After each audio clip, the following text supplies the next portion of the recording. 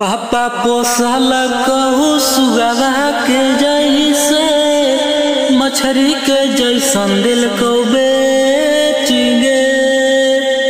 गाँव घर गोतिया के इजतिया रे सोनवा घर के लोग दिल कहते जीरे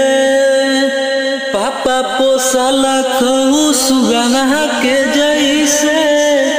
मछरी के जैसन दिल को बेचिगे कि गाँव घर गोतिया के इजतिया रे सोनवा घर के लोग दिल कहते जीरे कि छतिया के खुनावा से लिखो ही औ चिट्ठिया चिट्ठिया के जवाब दी होगे कि छतिया के खुनावा से लिखो ही औ चिट्ठिया चिट्ठिया के जवाब दी होगे यार पागल घोष कैल कौ रांची पागल खानावा में बंद कर को पापा तो यग जनवा बचाइल सुनवा मोर कि बिना रे खबरिया तू आइल ससुररिया याद की मोर आई गेलो अरे बिना रे खबरिया तू आइल ससुररिया याद की मोर आई गेलो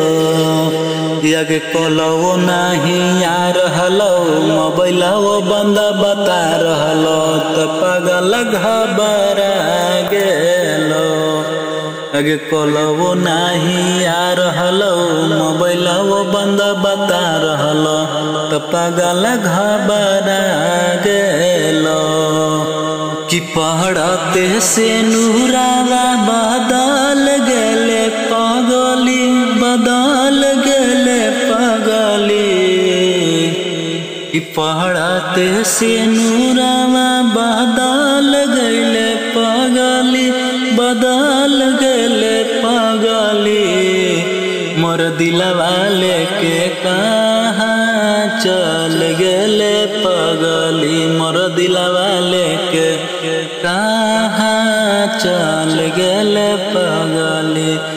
यार साथे काहे छल कैले पगली यार साथे काहे छल कैले पगली मोर दिलवा लेके कहाँ चल गेले पगली।